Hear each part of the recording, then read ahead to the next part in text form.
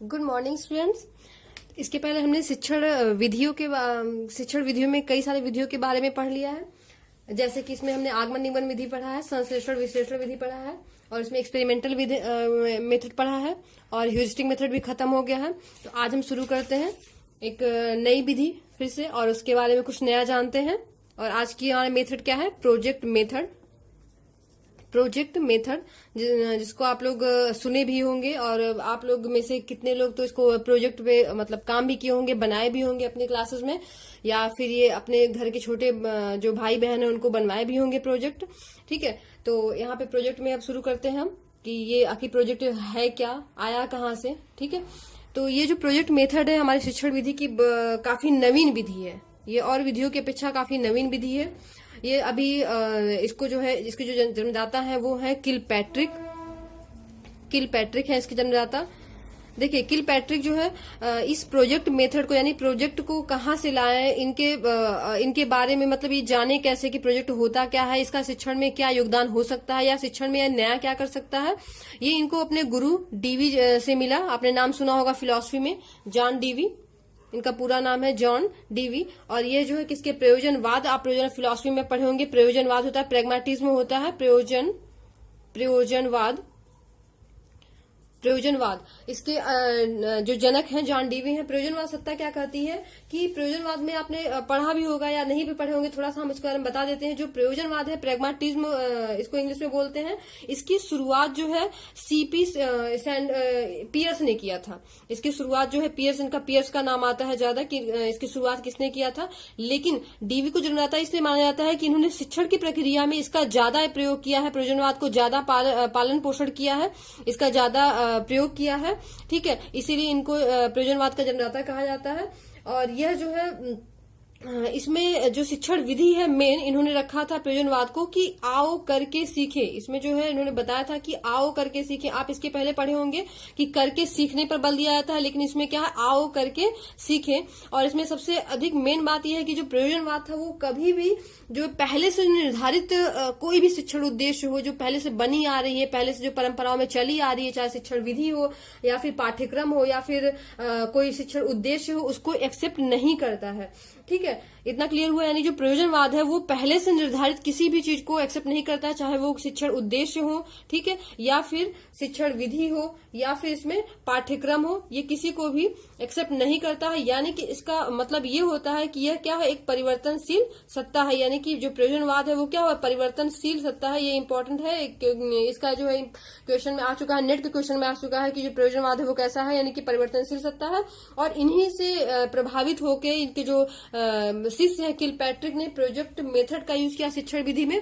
यानी अब आप समझ गए होंगे जो प्रोजेक्ट मेथड है वो चूंकि परिवर्तनशील सत्ता था जो प्रयोजनवाद, तो यानी इसी से निर्धारित, इसी से वो मोटिवेट होकर उन्होंने प्रोजेक्ट मेथड का स्टार्ट किया, प्रोजेक्ट मेथड की शुरुआत किया। यानी इस पे कहीं ना कहीं परिवर्तनशील जरूर होगा, ये भी परिवर्तनशील होगा, यानी ये भी परिवर्तन पर क्या फोकस करता होगा। और सबसे मेन बात है ये सामाजिकता पे अधिक बल दिया गया है इसमें। मतलब बच्चों में जो है सामाजिकता का विकास अधिक से अधिक हो सकता है या हो सके इसके माध्यम से, प्रोजेक्ट के माध्यम से। इसमें क्या होता है, जब शिक्षण विधि के अंतर्गत यानी टीचिंग मेथड के अंतर्गत रखते हैं तो बच्चों के सामने उनके जीवन से संबंधित समस्याओं को रखते हैं। उनके जो लाइफ होता है, जो स्टूडेंट होते हैं, उनके जो लाइफ से संबंधित जो भी समस्याएं होती हैं उनको उनके सामने, बच्चों के सामने रखा जाता है। और वो भी किस में? वास्तविक रूप में रखा जाता है। ठीक है, वास्तविक रूप में रखा जाता है। अब देखिए ये कैसे इससे जुड़ रहा है, चूंकि परिवर्तनशील इसीलिए क्योंकि जब कोई भी स्टूडेंट होगा, स्टूडेंट या कोई भी इंसान ही हुआ, कोई मनुष्य हुआ, उसकी लाइफ जो है क्या स्थिर नहीं होती है। समय समय पर उसमें कुछ न कुछ परिवर्तन होते रहते हैं। और जब परिवर्तन हो रहा है तो जो हमारे सामने समस्याएं आती हैं तो वो भी कई तरह की आती हैं, हमेशा एक जैसे नहीं होती हैं।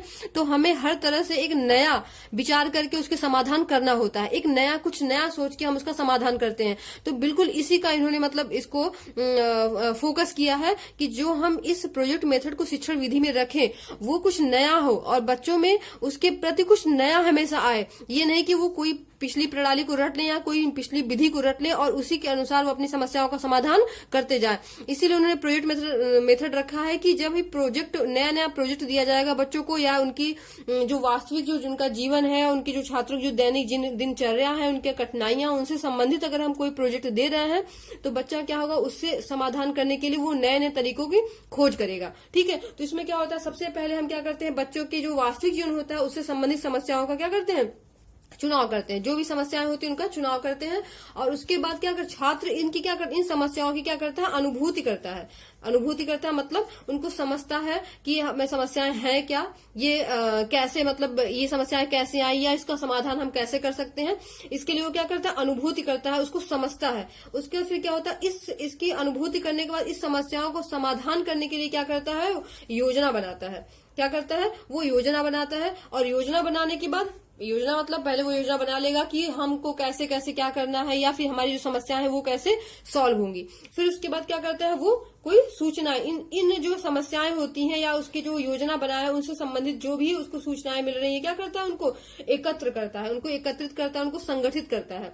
और संगठित करने के बाद उनसे संबंधित जो भी उसमें विषय वस्तु होती है, जो भी उसमें प्रॉब्लम्स आती है, उनका क्या करता है, अध्ययन करता है। और अध्ययन करने के बाद लास्ट में क्या करता है, उनका समाधान करता है। अब इसके लिए सबसे अच्छा एग्जांपल ले लेते हैं एक बाल मेले का। आप लोग अक्सर जो है अपने कॉलेज में छोटे जब रहे होंगे, कोई ना कोई फंक्शन अटेंड किए होंगे, या फिर आपके जो घर में छोटे भाई बहनों देखते होंगे, वो क्या करते हैं, बाल दिवस पे कोई ना कोई मेला लगता है। तो मान लेते हैं कोई मेला लगा हुआ है, बाल मेला लगा हुआ है, ठीक है, स्कूल में बाल मेला का स्थापना किया गया है या फिर रखा गया है कि 14 नवंबर को जो है बाल दिवस है, तो उसमें क्या बाल मेले का आयोजन किया जाएगा और आप लोग को उसमें क्या स्टॉल लगाना है। तो अब क्या हुआ, बच्चों के सामने अब ये प्रोजेक्ट दे दिया गया, मतलब ये समस्या हो गया। अब देखिए समस्या, अब आप कहेंगे वास्तविक जीवन से, ये बिल्कुल उनके वास्तविक जीवन से होगा, क्योंकि आज वो बाल मेले का आयोजन कर रहे हैं, उनके घर में फिर धीरे धीरे उनके घर में कोई फंक्शन हुआ तो उसके लिए भी वो एक नया तरीका सोचेंगे कि हमने अपने स्कूल में ऐसी व्यवस्थाएं अरेंज की हैं, हमने अपने स्कूल में इस तरह से हमने अरेंजमेंट किया था, बहुत अच्छा हुआ था, या फिर उसमें क्या कमियां रही थी, उसमें अपने घर पे अगर ऐसा कुछ हुआ तो हम उसमें ऐसा नहीं करेंगे, या उसमें ये कमी रह गई तो उस कमियों को हम इस तरह से दूर कर सकते हैं। तो अब वो बाल मेले से ये सब कुछ समस्याएं को सीखेगा या जो भी उसकी त्रुटियां होंगी सीखेगा। तो बाल मेले में क्या होगा, मान लीजिए वो स्टॉल लगाना है तो पहले तो वो चूज करेगा कि हम इसमें किस किस सामान को रखें, मतलब इस स्टॉल में हम क्या क्या सामान को रखें, ठीक है। अब इस सामान की व्यवस्था, मतलब ये जो सामान रखेगा उनकी व्यवस्था हम कैसे करें, मतलब कहाँ जाएं, सामान हमें कहाँ मिलेगा, क्या रखें, इसमें बुक्स रखें या टॉफी रखें या फिर कोई चॉकलेट्स की दुकान या फिर कोई और खाने पीने के स्टॉल लगाएं या फिर कुछ और एक्स्ट्रा कुछ हो सकता है, ठीक है। तो उनकी व्यवस्था हम कैसे करें, व्यवस्था करने के लिए मतलब कुछ ना कुछ व्यवस्था, पहली बात तो इसमें धन की आवश्यकता होगी, तो धन का अरेंजमेंट कैसे करें, और धन के साथ साथ इसमें कौन कौन हमारे साथ होंगे, कौन कौन हमारे दोस्त हैं, कौन कौन अच्छे स्टूडेंट्स हैं, उनके बारे में सोचेगा, कौन हमारे ग्रुप में किससे हमारे तालमेल अच्छी होती है, तो उनकी व्यवस्था वहां पे करेगा, तभी तो उनके साथ वो व्यवस्थाओं को, अपने जो भी सामान की व्यवस्था है उसको हम बांटेगा कि चलिए ठीक है, मतलब ऐसे ऐसे करना है और आपको ये लाना है, आपको वो लाना है, ठीक है। इसके साथ साथ भी फिर वो जिम्मेदारी देगा किसको बेचेगा कौन, ठीक है, बेचना या फिर खरीदना, ठीक है, खरीदना मतलब इसको मार्केट से लेके कौन आएगा, फिर यहाँ बेचने के लिए किसको हम जिम्मेदारी दें कि जो इसकी जिम्मेदारी को अच्छी तरह से निभा ले, या फिर लास्ट जब तक ये मेले का आयोजन या मेले का समापन न हो जाए तब तक जो है इसकी सारी अच्छी तरह से मेंटेनेंस बना रहे, ठीक। और लास्ट में क्या होगा, हिसाब किताब की जिम्मेदारी किसी न किसी को देगा कि इसकी हिसाब किताब की जिम्मेदारी कौन करेगा, मतलब लास्ट में क्या होता है, मूल्यांकन एक तरह से कह सकते हैं आप, ठीक। तो यानी कि इसका जोड़ने का मतलब हमसे यही, आप लोग को बताने यही हुआ कि हम एक एग्जाम्पल के माध्यम से बताना चाहते हैं कि जो भी समस्याएं हम इसमें कहें क्या उनके वास्तविक जीवन से होगा, मतलब वो कहीं न कहीं उनके वास्तविक जीवन से संबंधित होगा। और यहाँ पे देखिए परिवर्तनशील, बिल्कुल परिवर्तनशील होगा, क्योंकि आज वो बाल मेले का आयोजन कर रहा है तो आज मान लीजिए उसके पास जो है कुछ सामान है, ठीक है, मान लीजिए आज बुक्स की व्यवस्था कर रहा है या फिर कोई पेंसिल रबड़ छोटी दुकानें लगा रहा है, छोटा स्टॉल लगा रहा है, लेकिन वो बड़े स्तर पे गया तो कुछ बड़ा सोचेगा कि कुछ हम बड़ा स्टॉल लगाते हैं या फिर कुछ और व्यवस्था करते हैं, ठीक है। हो सकता है उसके साथ साथ वो खाने पीने की व्यवस्था कर दे, ठीक। जहां पे उसने धन की व्यवस्था छोटे स्तर पे किया है वहीं पे वो सीख जाएगा कि हम बड़े स्तर पे भी कर सकते हैं। परिवर्तनशील हुआ, मतलब आज वो 50 रुपए में या फिर ये कहा जाए 500-600 रुपए में, 1000 रुपए में व्यवस्था कर रहा है तो कल वो 5000-10,000 में व्यवस्था कर सकता है अगर वो उस लायक है तो, मतलब यहाँ पे परिवर्तनशील है, बिल्कुल है।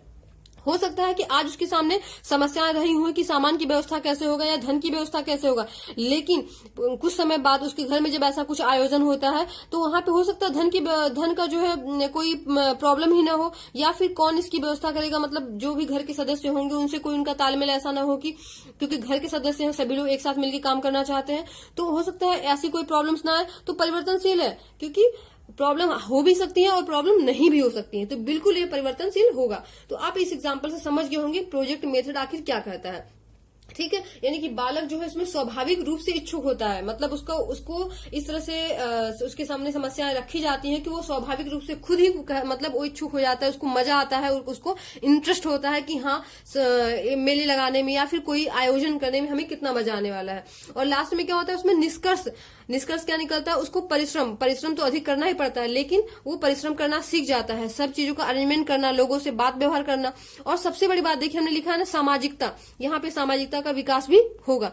कैसे होगा, क्योंकि देखिए जब वो 10 छात्रों को अपनी टोली में रखेगा तो 10 लोग के साथ उसे कैसे बिहेव करना है, कैसे सबको लेके चलना है कि कोई गुस्सा ना हो, कोई कुछ उसमें प्रॉब्लम क्रिएट ना कर दे, इस तरह से उसके अंदर सामाजिकता का विकास भी हो जाएगा। और इसके साथ साथ जितने बच्चे रहेंगे उन सभी को एक तरह से ये क्या प्रोजेक्ट मेथड की सहायता से, प्रोजेक्ट विधि की सहायता से सभी एक नवीन ज्ञान की क्या करेंगे, प्राप्ति करेंगे, और सभी उस समस्याओं से जूझेंगे और उसके समाधान के लिए नए नई योजनाएं बनाएंगे, अपनी सूचनाएं देंगे। ठीक है, और लास्ट में क्या करेंगे, मूल्यांकन करेंगे लास्ट में कि हमारा कितना अच्छा रहा या हमारे में क्या कमियां रही, हम उसको किस तरह से कर पाए, या फिर उसमें आगे हम उसमें क्या अच्छा कर सकते हैं। इसमें जो है सोपान भी आता है, जैसे कि सोपान में वही बिल्कुल सोपान होगा जो हम यहाँ पे बता चुके हैं, लेकिन अब चूंकि बुक्स की भाषा में कुछ अलग कह सकते हैं हम इसको। जैसे कि हमने पहले भी बताया था कि जब भी हम शिक्षण प्रक्रिया शुरू करते हैं, कोई भी शिक्षण प्रक्रिया शुरू करते हैं, सबसे पहले हमारे सामने क्या आती है, समस्या आती है। सबसे पहले हमारे सामने क्या आती है, समस्या,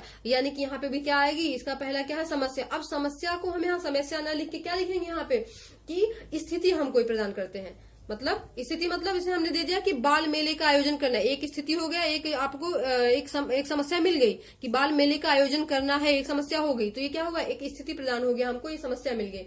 अब देखिए समस्या मिल गई, तो कभी कभी होता है कि बाल मेले का आयोजन करना है, स्टॉल लगाना है, तो स्टॉल के अलावा भी इसमें कई सारी चीजें होंगी ना, मतलब कभी तो ये होगा कि बुक्स का भी लगा सकते हैं, खाने पीने की चीज लगा सकते हैं, या फिर कोई देखने वाला, कोई कुटीर उद्योग वाला लगा सकते हैं, या फिर कोई एग्जीबिशन का भी उसमें यूज कर सकते हैं। तो समस्याएं में बहुत सारी समस्याएं आ सकती हैं, 4 5 10, मतलब इसमें से हम किसका स्टॉल लगाएं, ये समस्याएं हुई ना। अब बच्चा क्या करेगा, अगले स्टेप में क्या करेगा, इस समस्याओं में से क्या करेगा, एक चयन करेगा कि हम इनमें से किसको लेके आगे बढ़े। चयन करने के बाद फिर क्या आता है, इसका थर्ड स्टेप क्या आता है, इसको प्रोजेक्ट बनाना। ठीक है, यानी कि इसके बारे में वो क्या करेगा, इसका एक रूपरेखा बनाएगा, समझ रहे हैं, रूपरेखा बनाना एक तरह से कह सकते हैं, या प्रोजेक्ट बनाना, मतलब रूपरेखा बनाने का मतलब कि जब उसने चयन कर लिया तो अब वो रूपरेखा बनाएगा कि हम इसको कैसे आयोजन करें, क्या चीज कहाँ पे होगा, या फिर इसमें हम कितने धन की व्यवस्था करेंगे, या फिर हम कितने लोग रहेंगे, मतलब सारी व्यवस्था करेगा। और फिर इसके अगला स्टेप क्या हो जाएगा, क्रियान्वयन मतलब कि इसको जब हम क्या करेंगे, जब इसको हम क्रिया के रूप में लाएंगे, मतलब जब जिस दिन इसका आयोजन होगा वो क्या होगा, वहां पे क्रियान्वयन, मतलब उसको हम क्या करेंगे, साक्षात स्वाभाविक रूप से सबके सामने समक्ष रखेंगे उसको। ठीक है, क्रियान्वयन। और जब वहां पे क्रियान्वयन हो जाएगा, लास्ट में हम फिर क्या करते हैं, मूल्यांकन करते हैं, मतलब जब मेला खत्म होता है, उसके मेला खत्म हो रहा है या फिर हो जाता है, लेकिन उसके पहले से ही मूल्यांकन शुरू हो जाता है। और कैसे, स्टार्टिंग से ही हम लोग देखने लगते हैं कि अरे उनका अच्छा है, उनमें ये चीज है, मतलब मेरे में ये चीज होना चाहिए। ठीक है, जाते जाते लास्ट में हम अपने निष्कर्ष पे पहुंच जाते हैं, जब तक मेला खत्म नहीं होता है या खत्म हो जाता है, हम मूल्यांकन में पहुंच जाते हैं कि हमारे मूल्यांकन में कि ये सारी चीजें होनी चाहिए, या फिर हमारे अंदर ये कमी रह गई, या फिर हमें और अच्छे ढंग से कैसे कर सकते थे, ये मूल्यांकन हो गया। और सबसे लास्ट में क्या आता है, रिकॉर्ड रखना। बच्चों को ये हमें शिक्षक की एक जिम्मेदारी बनती है कि हम उसके रिकॉर्ड रखने की बात भी बोले, यानी कि रिकॉर्ड करवाएं सारी चीजें, मतलब कि ये समस्या हमारे सामने क्या थी, हमने चयन कैसे किया, ठीक है, इसकी रूपरेखा क्या बनाया, फिर क्रियान्वयन करने के लिए हमने क्या क्या किया, और मूल्यांकन में हमने देखा क्या हमारे अंदर कमियां रह गई और क्या हमें मतलब कि कमियां हैं या फिर क्या अच्छाइयां हैं। ठीक है, ये सारा रिकॉर्ड रखने से क्या होता है कि हमें जो है भविष्य में इससे सीख मिलती है कि हमें क्या कमियां थी या क्या अच्छाइयां थी या हम उसे और क्या बेटर कर सकते हैं। रिगार्ड जो है बहुत इंपॉर्टेंट होता है, क्योंकि इससे हमें आगे और अच्छा या फिर और अधिक सुधार करने के लिए इसमें हमें अवसर मिलता है, या और इसमें बेटर करने के लिए हमें क्या इसमें अवसर मिलता है। तो इतना क्लियर हुआ। इसके साथ साथ भी बच्चों में इसमें कई सारे डेवलपमेंट होते हैं कि बच्चों में पहली बात तो इससे क्या होता है, वातावरण जो होता है क्या रोचक बन जाता है। मतलब हम रोज आके स्कूल में पढ़ते हैं, रोज आके पढ़ते हैं, तो कभी कुछ नया करने को मिलता है तो क्या होता है, एक माहौल उसका बदल जाता है, तो वातावरण क्या हो जाता है, इसमें रोचक हो जाता है। तो इसमें पहला हो गया क्या, वातावरण जो है रोचक हो जाता है। इसमें हम लिख सकते हैं कि रोचक वातावरण का निर्माण करते हैं। ठीक है, पहला पॉइंट हो गया। सेकंड हो गया दैनिक जीवन में उपयोग। देखिए हमने बताया ना दैनिक जीवन में कैसे उपयोग करेंगे, मतलब कि हमें धन की व्यवस्था, एक अरेंजमेंट करने की व्यवस्था, एक संगठन, आपस में सामाजिकता की भावना, प्रेम की भावना, सहयोग की भावना, ये सब क्या हो जाती है हमारे अंदर या बच्चों के अंदर, स्टूडेंट के अंदर क्या इसका विकास होता है, यानी कि इसका दैनिक जीवन में हम उपयोग कर सकते हैं। ठीक है, इसके साथ साथ में इसमें क्या होता है, जो शिक्षार्थी क्या होता है इसमें सक्रिय होता है। लेकिन साथ में इसमें क्या होता है, जो शिक्षार्थी तो सक्रिय होगा, जो शिक्षार्थी होता है यानी जो स्टूडेंट होता है वो सक्रिय होता है, लेकिन आप ध्यान दीजिएगा इसमें जो शिक्षक का जो स्थान होता है वो क्या हो जाता है, गौड़ हो जाता है। यहाँ पे शिक्षक का स्थान क्या हो जाता है, गौड़ हो जाता है। ठीक, और इसके साथ साथ इसमें मेन है क्या है, हमने बताया था इसके पहले भी जो भी विधियां बताई थी कि मनोवैज्ञानिक है कि नहीं है। इसमें ऑब्वियसली क्या ये मनोवैज्ञानिक विधि है। ठीक है, यानी इसके पहले जो आपने पढ़ा एक्सपेरिमेंटल मेथड पढ़ा था, ह्यूरिस्टिक मेथड पढ़ा था, ठीक है, वो भी मनोवैज्ञानिक था। प्रोजेक्ट मेथड है, ये भी मनोवैज्ञानिक है। आप ध्यान दीजिएगा, इसमें विद्यार्थी क्या होता है, स्वतंत्र वातावरण में अपना सारा कार्य जो होता है, अरेंजमेंट होता है, वो सारा स्वतंत्र वातावरण में करता है। उसके ऊपर कोई दबाव नहीं होता है कि नहीं हमें ऐसे करना है, वो बिल्कुल स्वतंत्र होता है कि वो कैसे बेटर कर सकता है। ठीक है, और आपसे सहयोग सबका उसमें चाहिए ही होता है। हाँ, इसमें कुछ कमियां भी होती है, मतलब इतने सारे अच्छाइयों के बाद कुछ कमियां, क्योंकि देखिए जितने भी मेथड होते हैं कहीं ना कहीं से कुछ ना कुछ उसमें अच्छाइयां और कमियां दोनों होती ही हैं। तो इसमें क्या कमियां हो जाएंगी, इतनी सारी अच्छाइयों के बाद आप कमियों को समझ ही गए होंगे कि सबसे मेन कमी क्या हो जाएगी, इसमें क्या अधिक व्यय होता है। अधिक व्यय हो जाता है मतलब खर्चीला विधि हो जाता है। ठीक है, अधिक खर्चीला विधि हो जाता है ये। और साथ में क्या, जो शिक्षण सामग्री की जो व्यवस्था होती है वो क्या अव्यवस्थित हो जाती है। मतलब अभी जब छोटे बच्चों में हम इसका आयोजन करवाने के लिए बोल रहे तो क्या शिक्षक के ऊपर ज्यादा, यानी कि जो यहाँ पे शिक्षक जो गौड़ की भूमिका में रहता है, लेकिन यहाँ पे गौड़ की भूमिका में नहीं रह पाएगा, और साथ में उसके ऊपर क्या होता है, ज्यादा दबाव पड़ जाता है। यानी कि यहाँ पे लिख सकते हैं कि अध्यापक पर ज्यादा बोझ हो जाता है कि अध्यापक को कैसे इसको बेटर करवाना है, बच्चों को कैसे संभालना है, उसकी भी जिम्मेदारी बढ़ती है। लेकिन यहाँ पे चूंकि प्रोजेक्ट मेथड है, प्रोजेक्ट मतलब बच्चों को ही करना होता है, इसलिए यहाँ पे शिक्षार्थी की भूमिका क्या रखी गई है, सक्रिय रखी गई है। और यहाँ पे नेक्स्ट पॉइंट हो जाता है असंतुलित शिक्षण प्रक्रिया हो जाएगी। यानी कि जो शिक्षण प्रक्रिया चलती है, यानी जो क्लास में हम शिक्षण प्रक्रिया चलाते हैं वो क्या हो जाती है, असंतुलित हो जाती है। अगर मान लीजिए हमने कभी 6 महीने या 6 महीने 8 महीने पे ऐसा कोई प्रोग्राम रखा तब तो ठीक है, लेकिन अगर कोई ये चाहे कि हर महीने या हर हफ्ते इसका प्रोजेक्ट मेथड का हम यूज करें या ऐसे करके हम आगे शिक्षण प्रक्रिया को जारी रखें, तो क्या होगा, इससे शिक्षण प्रक्रिया क्या हो जाती है, असंतुलित हो जाती है। मतलब बहुत ही सारी व्यवस्थाएं क्या हो जाती है, वो बिगड़ जाती है कि मतलब क्लास कैसे चलेगा, वो सब्जेक्ट पीछे हो रहा है, कोई अदर सब्जेक्ट पीछे हो रहा है, तो पूरा मतलब क्या कॉलेज की व्यवस्था थोड़ा सा गड़बड़ हो जाती है। और उसके साथ साथ अब चूंकि शिक्षण प्रक्रिया गड़बड़ होगी तो उसके साथ साथ क्या होगा, जो पाठ्यक्रम हम पूरा करते हैं वो पाठ्यक्रम पूरा नहीं हो पाएगा, समय से उसको कंप्लीट करने में क्या होगी, कठिनाई होगी। तो इतना सारा क्लियर हुआ आप लोग को। इसमें देखिए सबसे अच्छी बात क्या है कि एक नवीन विधि आई है, ये प्रोजेक्ट मेथड है, इसको भी नवीन विधि में के रूप में लाया गया है। मतलब बहुत पुरानी विधि नहीं है, ये एक परिवर्तनशील होता है। मतलब हमारी जो समस्याएं होती हैं वो चूंकि हमारी वास्तविक जीवन से संबंधित होती हैं, और वास्तविक जीवन में जो हमारी समस्याएं होती है वो कैसे होती है, परिवर्तनशील होता है। आज हमारे साथ ये समस्याएं धन की है तो हो सकता है कल धन की ना हो, कल किसी और चीज की हो जाए। ठीक है, आज हमारे सामने समस्या समय की है तो कल हो सकता है धन की हो, समय की ना हो। ठीक, तो यहाँ पे फिर सामाजिकता की भावना आती है। जब हम 10 लोग के साथ काम करते हैं तो हमारे अंदर क्या होता है, सहयोग की, प्रेम की, आपसी जो है परस्पर जो है संबंध की भावना, ये जो है क्या होता है, डेवलप होता है या इसका विकास होता है।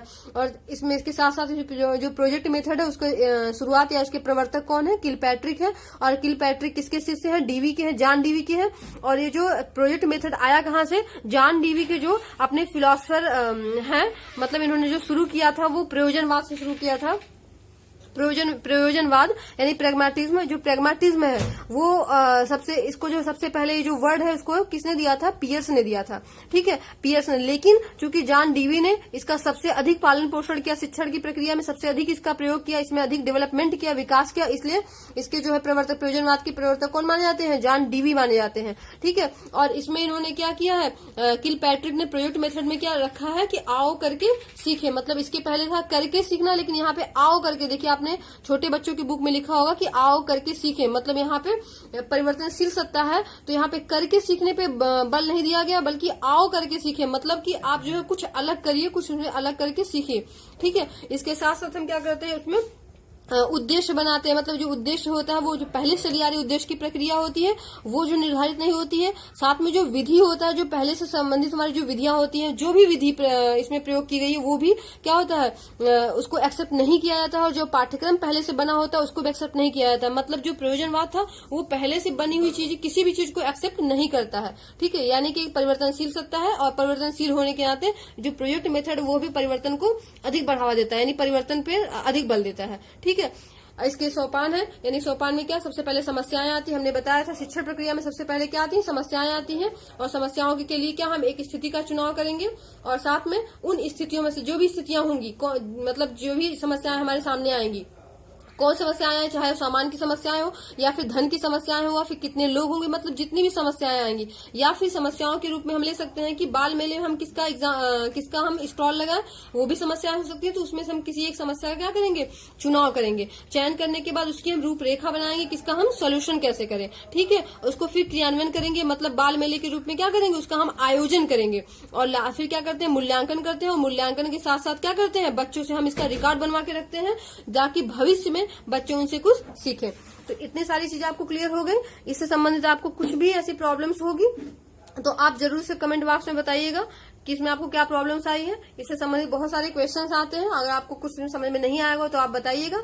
ठीक है, तो आज की क्लास यहाँ पे खत्म होती है। कल हम फिर कुछ नए मेथड में आपको बताएंगे जो कि काफी इंपॉर्टेंट है। Okay, thank you.